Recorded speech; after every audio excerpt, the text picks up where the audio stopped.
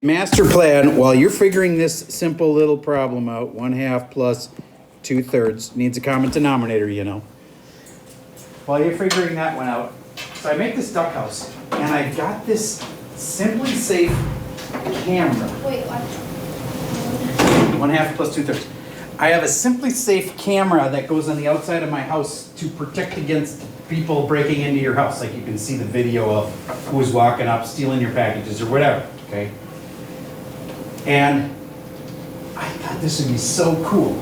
I put it in the duck house so that I'd be able to see live video feed of the duck laying the eggs in my duck house. It would have been perfect.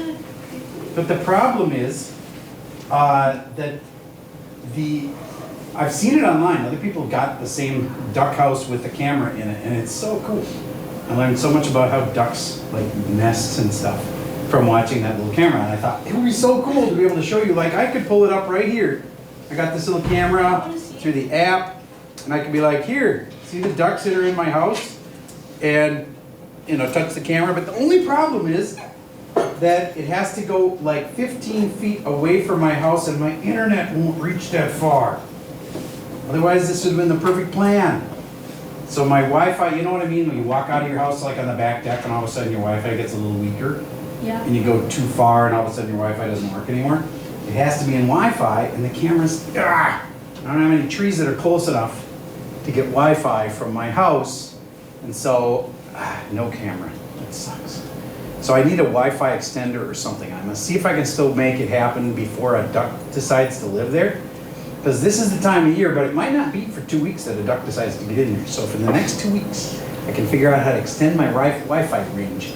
Then I'll have the duck house, and I'll be able to like look at my little cameras and go see how the ducks are doing. All right, well I did that. Hopefully you did that. And what's a good denominator for this, Mateo? 6. 6. Why? Where'd you get the 6 from? I multiplied each fraction by the denominators. All right.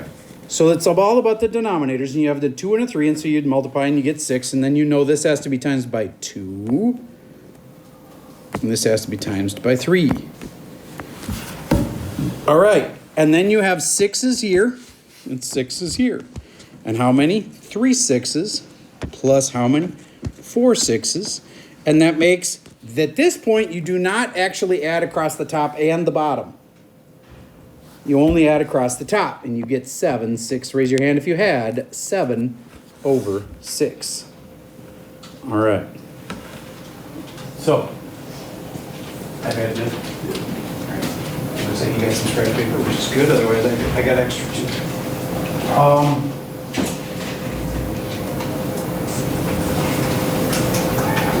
Charger. Charger's dead. Otherwise, I'd let you borrow one.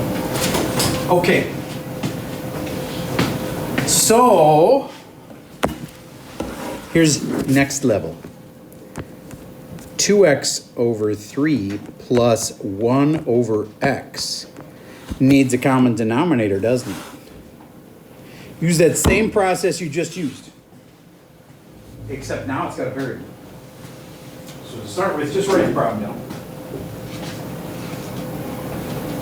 Next, figure out when you multiply those denominators, what do you get? That's the common denominator, whatever the denominator is multiplied to.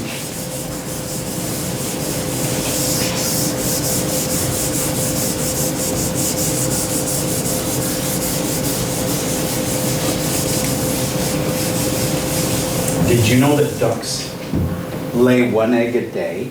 I didn't know that.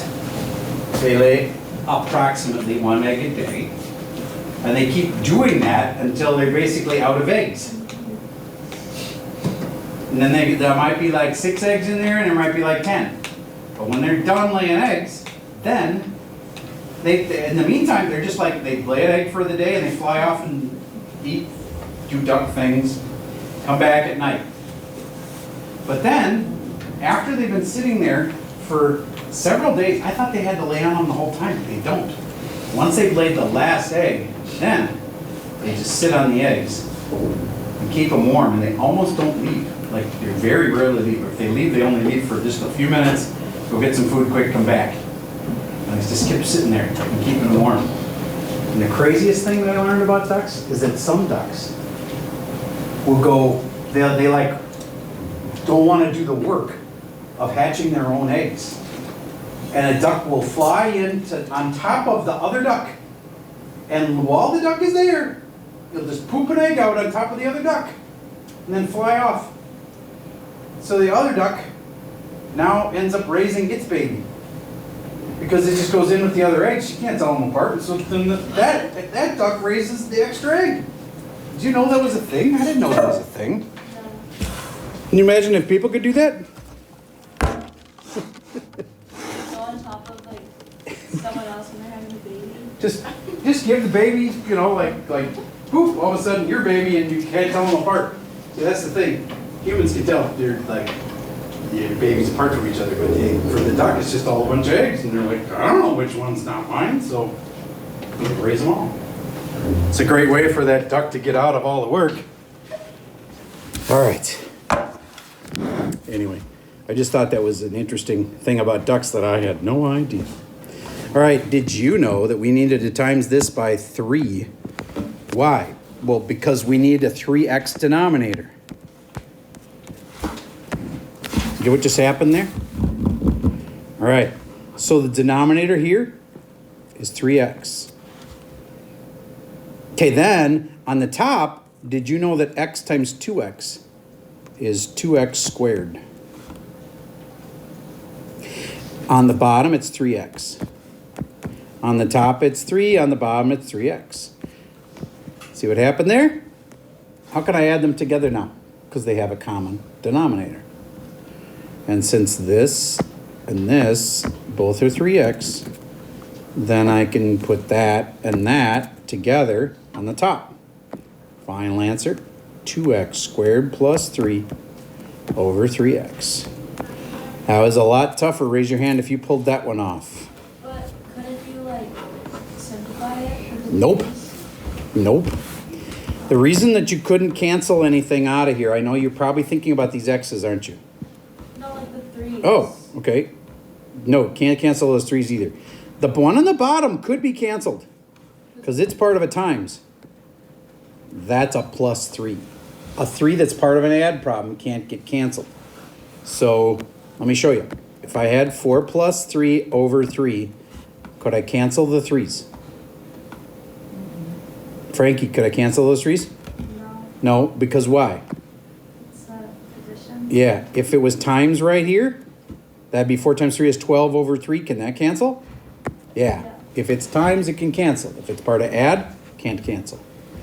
All right. So, next level question.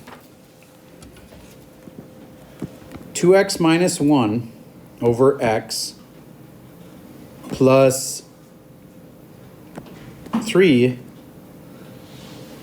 over times 3 over x. Now I know some people are gonna like, oh, these are common denominators, so I just do the tops. This is multiply. It's different than add.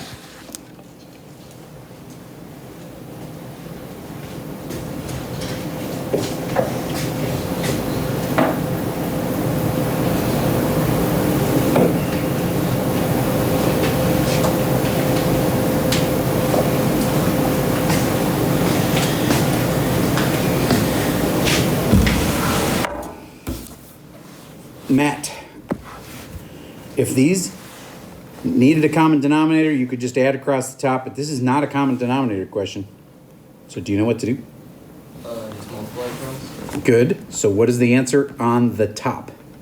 6x minus 3. I would take it, but I'd also take a different answer. And then what's on the bottom? X squared. You are correct for sure on that one. Okay, but, and it's a big but, I said, if you can factor it, you should. So anybody who left it this way, that's actually better. Both are right, but I like the black one better. Why? Wait, I did something wrong. 2x, sorry, 2x minus 1. If you left it like that, it's better because it's factored. This part right here, that's factored, and factoring is the ultimate. Thank you. Yes. On the test, if we leave it as the red, is that wrong? Nope. Okay. But here's what's going to happen. Kids are going to have an answer like this. 6x minus 2 over 2.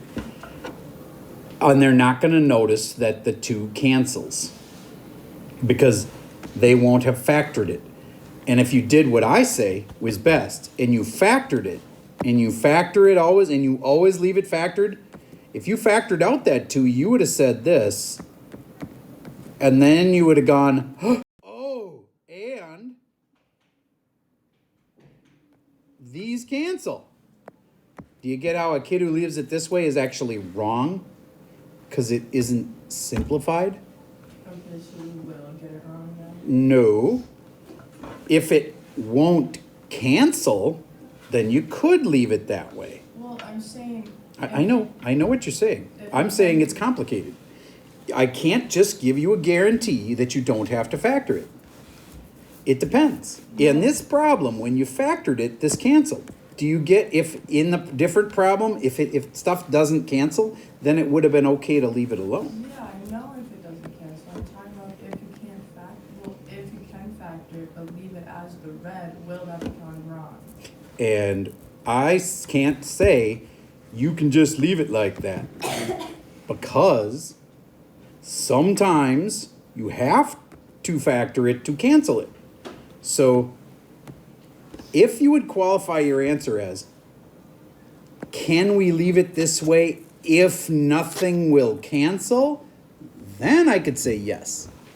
I'm very careful on this, Celia, because some kids will ask a question like that and say, so do you have to factor it? And if the teacher says no, then later when the test question's like this, if I just said, no, you don't have to factor it, well, then the kid would never have factored it, and then they wouldn't have noticed that this will cancel. So I'm just being very careful in the way I answer it, because sometimes you have to factor it, and sometimes you don't.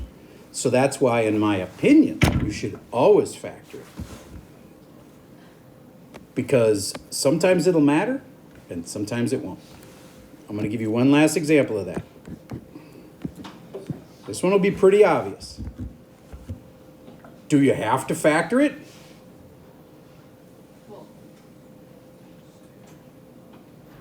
See, it's a complicated question. Well, we don't have to factor it, but if you don't factor it, you aren't going to notice that something cancels. So you don't have to factor, but if you don't factor, you might not be reducing it all the way. So the best answer is really simple.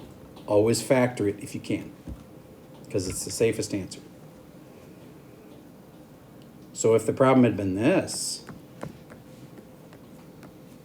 the blue one would have been fine to leave alone. Even though it can be factored, you wouldn't have to. The red one, you would have to factor it because something's going to cancel. So I wish the answer was super easy, but it's not. It depends on the problem, but it's always safe to factor it. I'm just not going to say you have to, but you have to cancel stuff if you can. Okay, so let's get the answers to these two. This would have been factored to x minus 1 over 2, and then the 2's cancel, and the answer is x minus 1.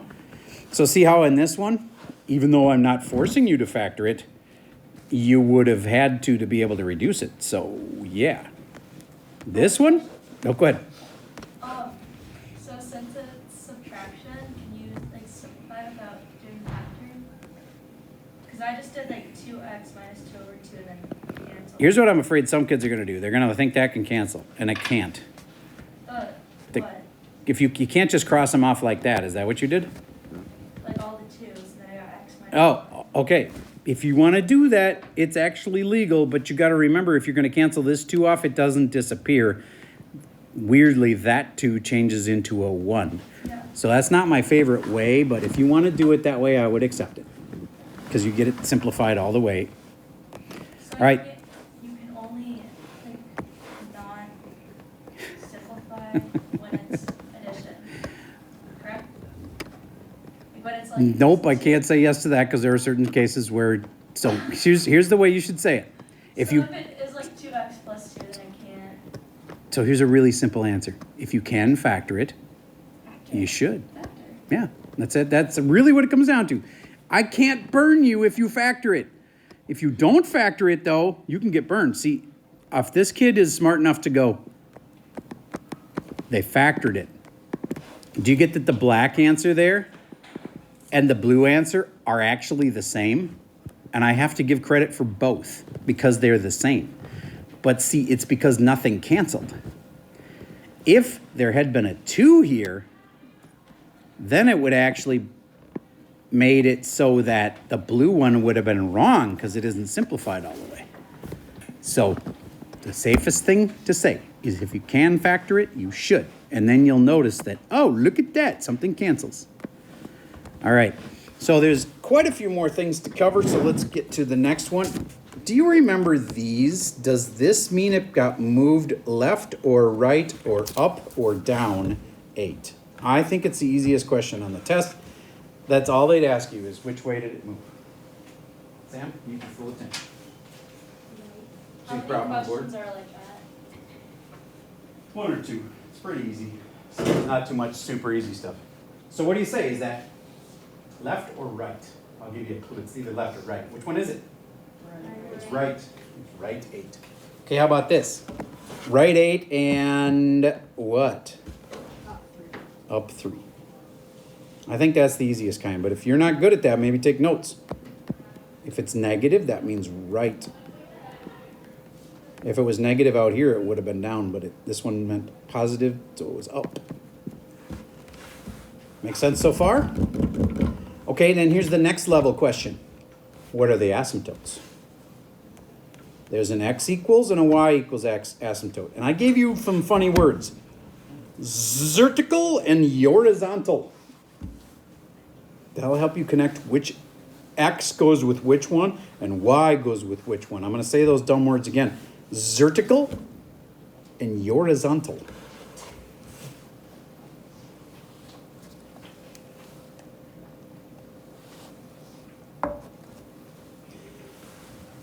All right. How many of you knew that x equals 8 was a big deal? Raise your hand if you had x equals 8. Good. And is that the vertical or the horizontal? It's the vertical, as in the vertical one. The y one, that's the horizontal. If you need to, you should take notes on this so that like right before the test tomorrow, you can remind yourself which one's which. And the y equals, that's this number. Y equals 3. See how I got those? Sam, can you shut the door for us, please? All right, then next, can you actually graph those x equals and y equals?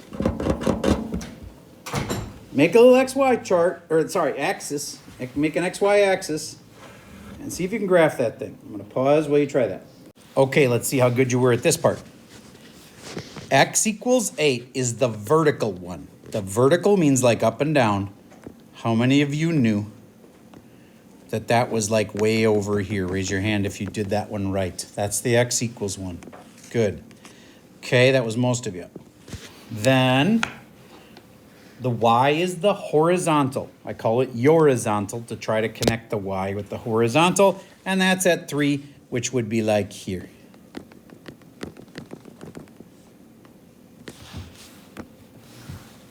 Now, do you guys remember that there's 2 perfect points and they're like right here and right here? Remember that part? Because then the graph's going to look like that. Does that ring a bell? Okay, so how do I get those 2 perfect points? XY chart. And the key number was whatever made this equal 0. What makes that equal 0? If I put an 8 in there. 8 gives me the asymptote. Then do you remember that deal where you go 1 above it and 1 below it?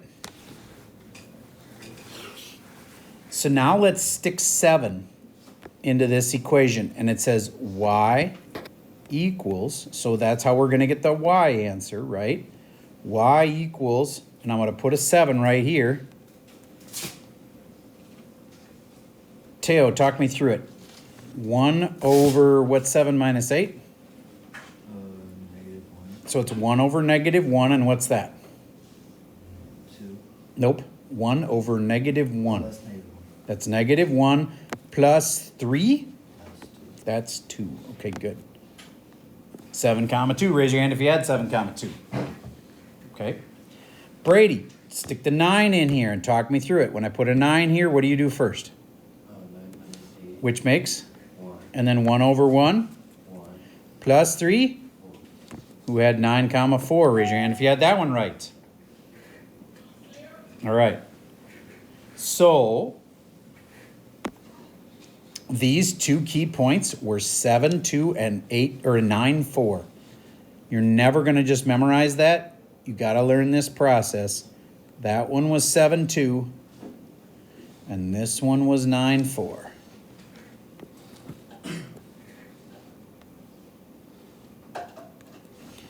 And then the last part is you just connect them with a line like this. And this is where they get closer and closer but never touch the asymptote. Like my brother Mick, just to be annoying,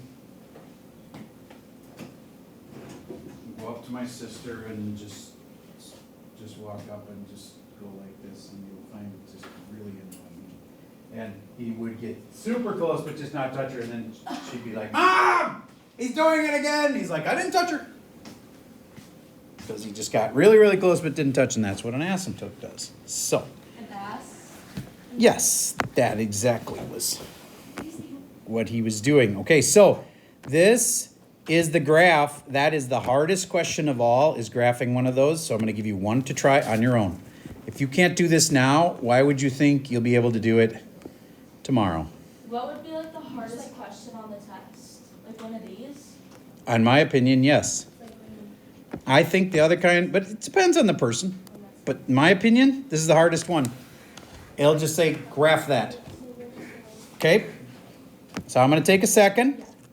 I'd encourage you to find the x equals asymptote, the y equals asymptote, graph them, find the perfect points. Is it +5 or? Oh, good question. -5. I'll pause for a second while you give that a try. So I've given you a little help here with the x equals -1 and the y equals -5. Hopefully you can tell which one's the asymptote that's vertical and the asymptote that's horizontal. And then hopefully you know how to do these 3 perfect points. Start with the asymptote in the middle. And then you can actually graph it. All right, I'm going to pause again. Give you some time to try that. Okay, let's see how you did. I have a question. Yeah, okay, pause for a second for another question. Okay, so I hope you put x equals -1 right there. No, that's not where -1 goes. Dang it. Try again. X equals -1, server. It's there. Raise your hand if you had an asymptote there. Good. Then y equals -5. That's like, this is the y, the horizontal. The horizontal direction is like that. Okay. So here's -5 and here's -1. Okay. Do you get those two? This is the horizontal, also known as horizontal. That's this one. And the blue one was the vertical, also known as the zertical, the x equals 1. Wait, so if it was vertical, it'd be negative in front? No. This is about horizontal and vertical asymptotes. Yeah. The way you can tell that they're vertical is if they're x. All the x ones are vertical ones. All the x ones, x equals this or x equals that, all the x ones are vertical. So this one was the vertical one, Yeah. the one that goes up and down here. That's the x equals 1. Yeah. But on the thing it says. What you said was, are all the vertical ones going to have a negative? Nope. No, I mean like on the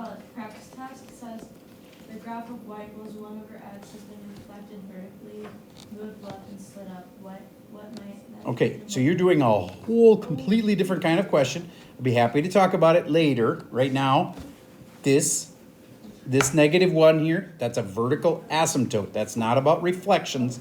That's completely different. Yeah. All right.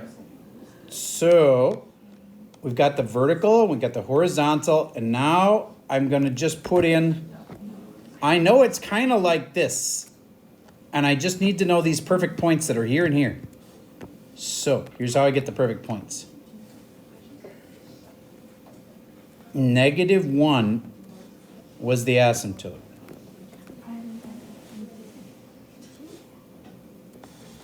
Try to focus, everybody. There's so much talking, I'm afraid you're not hearing the answers. So if I'm going to stick in a -1 for the asymptote, why? Because -1 would have made the bottom 0. And now I put in 0 and 2 because they're on the, or -2 because they're on either side of -1. And now I put in 0 and I get 1 over 1 is 1. 1 minus the 5. 1 minus 5 is -4. Who had 0, -4? Check me on that. Good. Then if I stick in -2, I put in the -2 right here. And I have 1 over -1, which makes -1, and -1 and -5 makes -6. And there are your perfect points. 0, comma, -4. This is why we get them that way instead of like just kind of estimating. So here's the perfect points. Right there and right there. Draw the line that gets closer and closer, never touches. And there's your final answer. That was a tough question. In fact, I think it's the toughest question. I think actually we'll just come up. All right, just wait. This is not an individual question time. This is still me talking to the whole class. I'll happily do that when I'm done, but I'm not done yet. All right, so here is one of the ones I said is the toughest kind in the world. No, I said it was the easiest kind.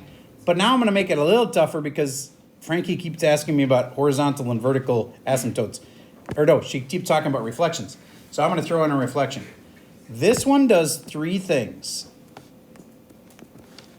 I think most of you know what this 8's doing. What's that doing? Right 8. What's this 7 doing? Up 7.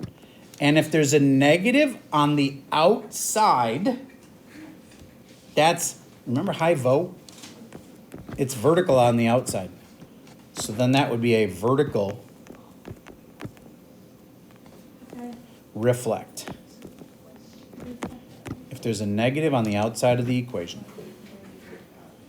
And that means that your graph would do this. It was like this, and all of a sudden it goes vertically like doot, doot, turns into the green one. And it's not the blue one anymore. Okay? All right. So, I know this has been a lot of me walking through, lots of problems, but here is a typical one that a lot of people are going to get wrong because they're going to not factor it right. So try to be the kid who factors this. Because if you forget the factoring part, it's for sure wrong.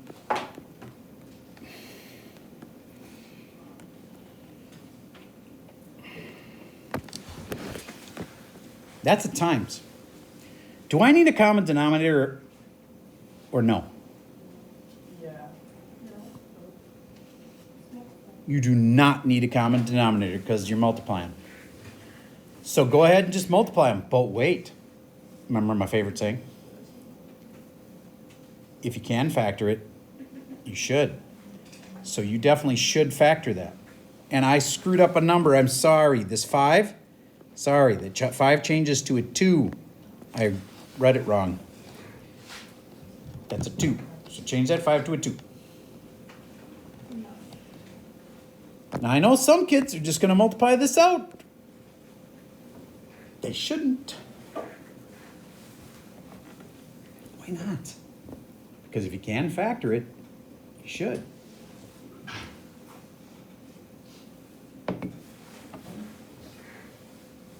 Matea, do you see what I'm talking about with the factoring? You can factor 2 out of the first So the 2 comes out, what do you have left? x plus 1. Good.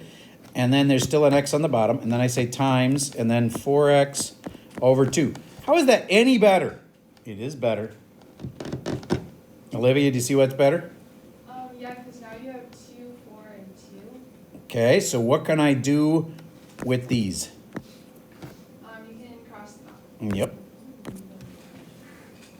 And you also have X's. There is also x's here and here that can also cancel out. You are correct. Look at that. Look at how much stuff canceled. Now, we had this debate earlier. Can a kid leave it like 4x plus 4? Yes, I'll accept it. But would it have been smarter for them to leave it factored like this? Yes, because if you can factor it, you should. I would have to accept both answers though, because there's nothing that's going to cancel. So this and this are both equally good this time. I just think this is a little better because if there had been a 4 on the bottom, you would have been able to cancel it.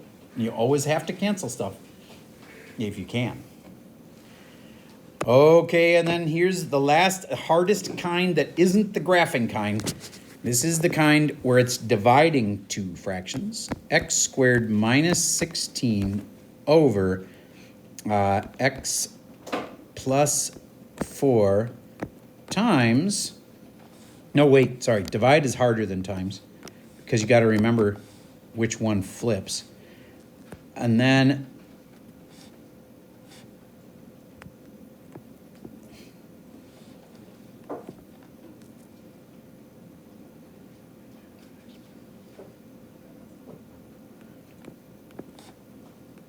there. I think that's the hardest of the ones that aren't graphing. I think the graphing ones will be the toughest for you, but I could be wrong. We spent a lot of time on them, so maybe you got them, but all right, pausing for a second. Give that one a try. You are correct. It flips over, so then this becomes 7 on top over x minus 4 on the bottom. This divide becomes a multiply, and on the top, did you factor that? Maybe you didn't notice that. Yeah, I did. Oh, good. What does it turn into? X plus 4, x minus 1. So right, and on the bottom we have an x plus 4, just copying the original, and then a whole bunch of things cancel. Kind of proud of this one. Brady, can you tell me one thing that has to cancel now? All right, that and that. Brady, tell me something else that cancels. And the answer is just 7. Now, some poor kid that multiplied this all out would have had this really complicated looking answer and they would have never noticed that it just reduced to 7. The key was the factoring. If you had never factored, you would have never noticed the canceling.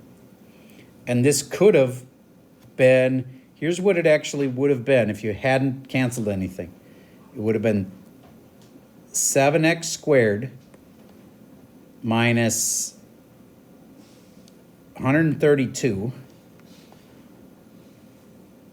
all over x squared minus 16. If all you had done is flip and multiply, you'd have had that. Do you get that? I could be off a little bit, but it's a really complicated looking answer, but you wouldn't want to do that. You would want to factor it like we did, and then things canceled. Just 7 is your final answer. Okay, so this is the part where you have a whole bunch of time to work on the practice test, and I'm going to put the key up. I'll probably be up here making that right now. And for the last 10, 15 minutes, it's individual question time, so you can come up and ask. Plan on the test being tomorrow. And honestly, I'm a little scared, but it's up to you now. You have to do this whole practice test and check it with the answer key. And what if it's like, oh my gosh, this is so hard. Could you come in and get help in the morning? Yeah. Yeah, it's a Wednesday morning. Wait, Wait, it's Tuesday. Dang it. It's not a Tuesday. Okay. All right. I will since I said it, I will do it. If you guys show up for help tomorrow, I will be here. And I'll let you in even though it's not a normal math help day. Okay, so if you want extra help in the morning, I'll let you come in. All right. So that's all I have for the video for today. Just make sure you do this practice test and check it with the answer key.